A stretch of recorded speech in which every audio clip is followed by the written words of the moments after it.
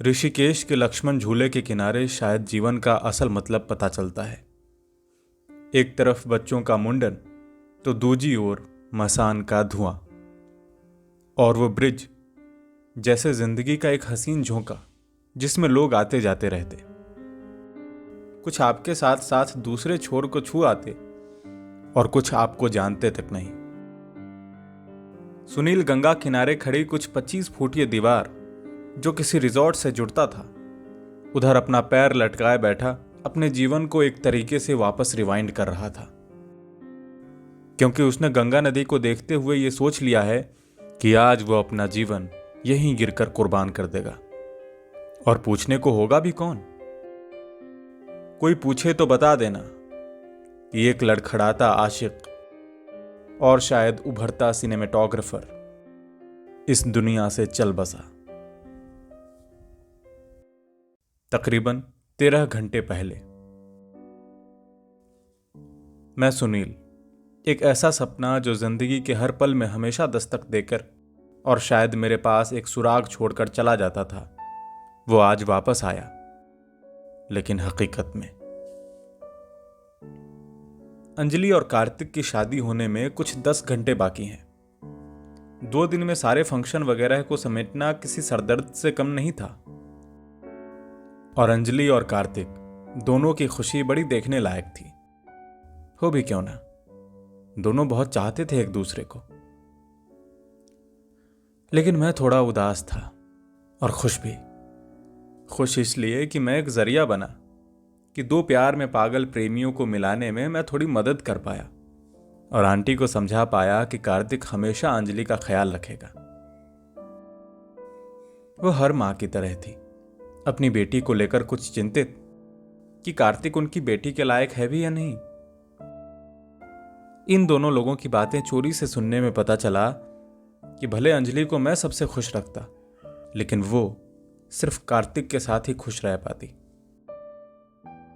लेकिन अपनी एक तरीके से फिक्स्ड शादी उस लड़की से तोड़कर, जिसको आप अपना पहला प्यार बोल सकते हो, उसे सुहा कर देना यह कैसा नियम है?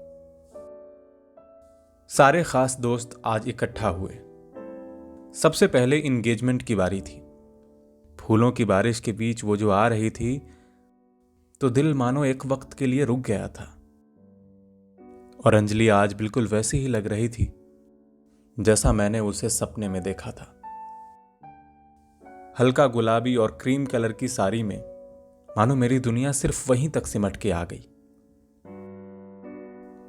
दोनों जब स्टेज पे चढ़े तो कार्तिक मुझे ऊपर बुलाता है, एक विंगमैन की तरह, जिससे मैं उधर रखी अंगूठी पकड़ सकूं।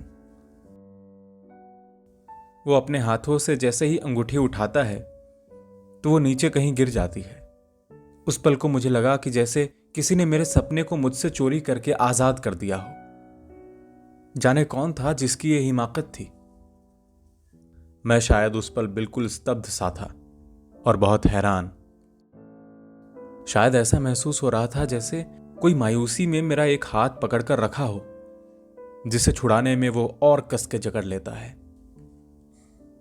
लाल गुलाब की पंखुड़ियों और तरह तरह के रंगों के कागजों से ढकी वो जमीन जिसमें वो अंगूठी गुम हो गई थी, उसमें जरूरत थी ढूंढने की।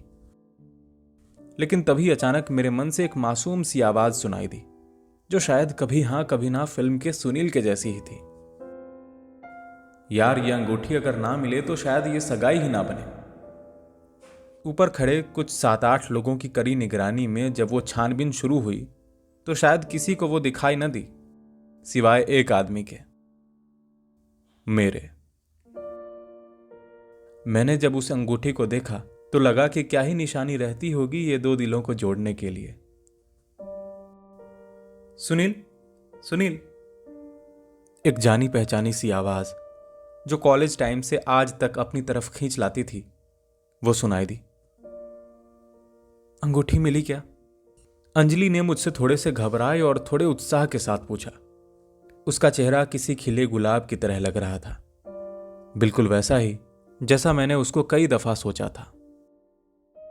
उसके चेहरे से जब नजर मिली, कुछ देर के लिए तो मुझे लगा कि इस हंसी के लिए अगर 100 जहां भी छोड़ने पड़े तो शायद मुझे बुरा नहीं लगेगा।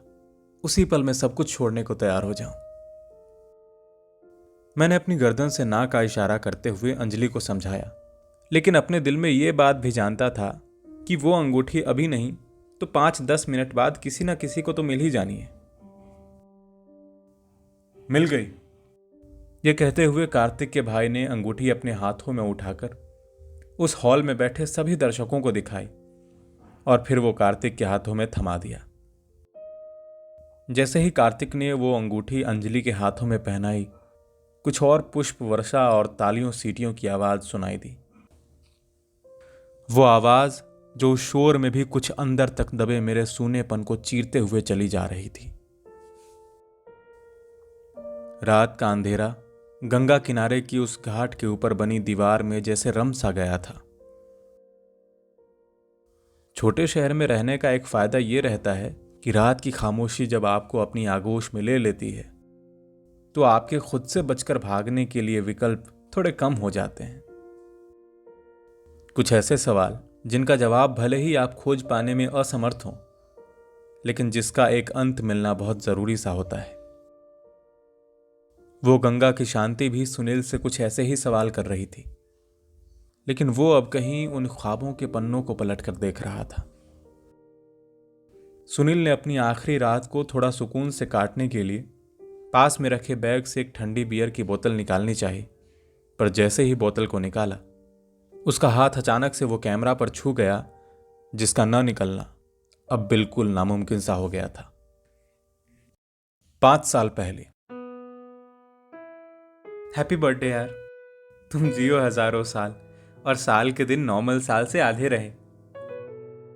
ये कहकर वो अपने ही मजाक पे हंसने लगी। उससे पहले ही मर जाऊंगा, चिंता मत करो।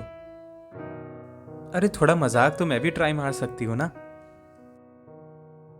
अभी कुछ घंटे पहले सभी दोस्तों ने मेरा केक कटवाया ही था और सभी पार्टी से निकलकर अपने अपने घर को निकल रहे थे। मैं सभी को बोल ही रहा था कि घर पहुंचकर एक मैसेज ड्रॉप कर देना कि अंजलि ने इशारा करते हुए मुझे थोड़ी देर रुकने को कहा। क्या हुआ? क्या कोई बैंक पे डाका डालने का इरादा है? नहीं, बैंक पे डाका डल चुका है। ये कहकर उसने मेरी सवाल का जवाब दिया और मेरी आंखें ढक दी। पास में रखी एक टेबल पे जाता हूं तो वो हल्की आवाज में बोली, अब आंखें खोलो। आंखें खोला तो सामने रखे एक सुनहरे से गिफ्ट बॉक्स में कुछ चीज कैद थी। इसको खोलना एक बार। जैसे ही मैं उसे खोलता हूं, डिब्बा देखकर थोड़ा हैरान हो जाता हूं। यह कैमरा तो तुम्हारी विश लिस्ट मैंने देख ली थी। मैंने सोचा इतना यूनिक गिफ्ट कौन ही तुमको दे सकेगा। बोलो क्या ख्याल है? थैंक्स यार, मतलब इतना कहकर मैंने उसको जोर से गले लगा लिया। वो शायद मेरी जिंदगी का सबसे शानदार जन्मदिन था, क्योंकि वो मेरे साथ थी। अगर उसी वक्त कोई टूटता तारा गिर रहा होता तो मैं शायद वही पल हमेशा के लिए मांग लेता। वो भी मुझे गले से लगाकर बोली, ठीक है, इतना सेंटी होने वाली कोई बात नहीं है। तुम्हारे भी कुछ पैसे लगे हैं, आने वाले टाइम में तुम्हारे पैसों की पार्टियों से वसूल कर लूंगी। ये कहकर उसने माहौल को हल्का किया। मैंने उसी वक्त कैमरा खोला और उसको बच्चों की तरह देखने लगा। चलो यार, good night and happy birthday once again. ये कहकर जैसे ही वो जाने लगी, मैंने उसे पुकारा, अंजलि। उसने जैसे ही पीछे मुड़कर मुझे देखा तो मैंने शटर बटन दबा दी। मैंने अपनी पहली ही तस्वीर एक यादों की तरह संजो कर रख ली। अंजलि यार, एक फोटो तो हमारा भी साथ में होना चाहिए ना। ये कहकर मैंने वो कैमरा उसी डिब्बे और टेबल के सहारे लगाकर अपने उस कैमरे से पहली तस्वीर ली। सुनील एक बार फिर अपना बैग निकालता जिसमें उसका मिनी एल्बम सा था। उस कैमरा से ली हुई कुछ हसीन तस्वीरें, वो ब्लैक एंड व्हाइट में अंजलि के 26वें जन्मदिन की फोटो, कुछ दोस्तों के साथ गप्पे मारने वाली बातें, अनुराग बसु से मुलाकात और आखिरी पेज पे वो तस्वीर जो उसने आज खींची थी अंजलि के रूम में 4 घंटे पहले। हाय, अंदर आ जाऊं क्या? सुनील, तू अंदर आना यार। एक अलग सी मुस्कुराहट के साथ उसने मुझे कहा और यह कहकर उसकी सारी बहनें बाहर चली गई। ये देख तेरे लिए क्या लाया हूं। उसने वो तोहफा फाड़ना चाहा, फिर अचानक से रुकी, जैसे कुछ याद आया हो। तू स्टेज पे कुछ नहीं देगा क्या? यार बात कुछ ऐसी है, मुझे इंपॉर्टेंट क्लाइंट का फोन आया था जिसके थ्रू मैं वो प्रोडक्शन हाउस से मिला था। कल सवेरे दिल्ली बुलाया है 8 बजे। थोड़ा स्काउटिंग का काम है, तो सॉरी यार। तुम रुकते तो शायद अच्छा लगता। एंड थैंक्स यार, तुम्हारा ये एहसान उतारना मुश्किल होगा। ये कहकर वो हल्का सा रोने लगी। मत उतारना, माफ करो, एक और शहीद पसंद नहीं। यह कहकर मैंने थोड़ा माहौल को खुशनुमा रखना चाहा। और एक बात, अभी रो दोगी तो मंडप पे चुड़ैल की तरह लगोगी। तुम्हें भगाने की जगह कार्तिक को मेरे साथ भागना पड़ेगा। हम दोनों उस समय थोड़ा हंसे। मेरी हंसी उन दोनों में से ज्यादा नकली थी। मैंने बस अपना हाथ बढ़ाया। चाहता तो गले लगा लेता, मगर अब वो हिम्मत नहीं थी। बस आखिरी बार अपना कैमरा निकाला और सिंपल सा स्माइल बोला। उसकी मुस्कान में एक दर्द भी था, लेकिन ढेर सारी खुशियां भी। और मेरा? मैंने बस बस्ता उठाया और चुपके से दुल्हन के आने के वक्त अपने रास्ते निकल गया। वो सारे झूठ जो मैंने उसके सामने बोले थे, उनको दिखाने के लिए। असल में मेरी हिम्मत नहीं हुई थी वो शादी देखने की। अगर देख लेता तो शायद मैं भी आगे बढ़ जाने की हिम्मत करता। लेकिन अब साला समझाए कौन इस पागल दिल को। ये भी तो वहीं जा मरा था जहां जिंदगी मिली थी। इतना सोचकर सुनील ने वो एल्बम फोटो में नहीं डाली। सुबह के 5 बज रहे थे। वक्त का अंदाजा ही नहीं रहा कि क्या होता है। वो सभी यादें उसको हल्की सी चुभी। फिर वो गंगा नदी की तरफ मुड़ा। दिमाग जब थोड़ा स्थिर हुआ तो उसने अपना बैग उठाया। जैसे ही उठने को था, पीछे से किसी लड़की की आवाज आती है। गंगा जी में अपना कोई मोह त्याग के जाना पड़ेगा। यह सुनकर सुनील थोड़ा हैरान हुआ। फिर पीछे देखा तो साए से निकलकर एक लड़की आती है। उसकी हम उम्र ही थी। वो जो होटल की खिड़की है, उससे आपको बहुत देर से देख रही हूं। मैंने सोचा कहीं सुसाइड वगैरह का तो आइडिया नहीं है। नहीं नहीं, ऐसा कुछ नहीं था। थोड़ा ठहर कर मैंने अपना नाम परिचित कराया। मैं Sunil. It's me Anjali. Nice meeting you. अंदर होटल में कॉफी अच्छी मिलती है। कुछ हो बताने को तो यू कैन फ्रीली शेयर। यह सुनकर सुनील थोड़ा हंसा भी और हैरान भी हुआ। भला विधाता का खेल समझने वाला वो कौन ही है। ओके, बस 1 मिनट देना। यह कहकर सुनील रुका और उसने वो तस्वीर हवा में लहराते हुए गंगा को समर्पित कर दी। शायद चाहता था कि वो जैसी थी उसके जहन में वैसी ही रहे जो कभी उसकी थी। फिर एक लंबी सांस खींचकर, थोड़ा ठहर कर, कैमरे से कार्ड निकालकर उसने कैमरा भी नीचे प्रवाहित कर दिया। तो कहां से हो आप?